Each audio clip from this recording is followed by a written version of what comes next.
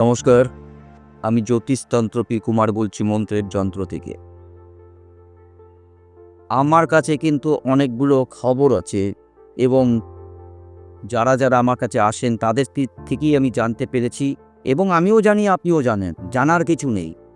ব্যাপারটা কি?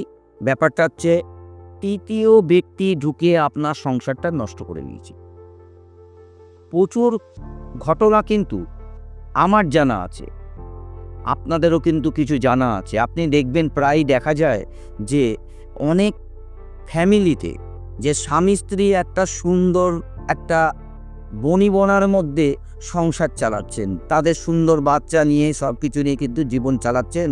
কিন্তু এই যে চালাতে চালাতে হঠাৎ 10 বছর 12 বছরও বিয়ে হয়ে গেছে, তবুও হঠাৎ দেখা গেল ধরুন কারো স্ত্রী সে তার স্বামীর সাথে ভালো ব্যবহার করা আস্তে আস্তে ছেড়ে দিচ্ছে। কিন্তু কেন? সে স্বামীটা কিন্তু বুঝতে পারছেন না যে কেন তার স্ত্রী তার সাথে এত বাজে ব্যবহার করে যাচ্ছেন। কিন্তু দিনের পর দিন সেই স্বামী উপলব্ধি করতে পেরেছেন যে তার স্ত্রীর সাথে একটা থার্ড পার্টি একটা পরিচয় হয়েছে। সেটা কার মাধ্যমে? হয়তো দেখুন গিয়ে মোবাইলের মাধ্যমে। তাহলে সেই ক্ষেত্রে আপনি কি করবেন? বা ধরুন কোনো মহিলা আর কোনো পুরুষ স্বামী স্ত্রী তাদের অনেক ঘটনা, এগুলো আমার কাছেই আছে এইসব কেসগুলো, যে 7 বছর 8 বছর 10 বছর বিয়ে হয়ে গেছে, স্বামী খুব সুন্দর, টাইম টু টাইম বাড়ি আসা ইত্যাদি ইত্যাদি সবই কিছু করছেন, কিন্তু হঠাৎ দেখা গেল 7-8 বছর পর সেই স্বামী ঠিক মতো বাড়ি ফিরছেন না, দেরি করে ফিরছেন। আর কোনো কথা বলতে গেলে সে ঝাঁঝালো কথায় উত্তর দিচ্ছেন। পরে দেখতে পেলেন সেই স্ত্রী যে সেই স্বামী কারোর দ্বারা আকৃষ্ট, কোনো মহিলার দ্বারা আকৃষ্ট, মানে সেই তৃতীয় ব্যক্তি। তাই এই তৃতীয় ব্যক্তি একটা সংসারকে ছারখার করে দিচ্ছে। সেটা পুরুষও হতে পারে, স্ত্রীও হতে পারে। তাহলে সেই ক্ষেত্রে আপনাদের কি করণীয়? একটা ছোট্ট কাজ করুন। এই কাজটা যদি করে আপনারা উপকৃত হয়ে থাকেন তাহলে তো হয়েই গেল। যদি উপকৃত না হন সেই ক্ষেত্রে কিন্তু ভালো তন্ত্রকারকে আপনার দরকার। এই কারণেই দরকার, না তো আপনার এই সুন্দর সংসারটা দুমড়ে মুচড়ে ভেঙে চৌচির হয়ে যাবে। নিশ্চয়ই এটা আপনিও চান না, কোনো ভদ্র সমাজ চায় না। আর ঠিক সেই ক্ষেত্রে কাজটা আপনার কি করতে হবে? কাজটা খুব স্বাভাবিক।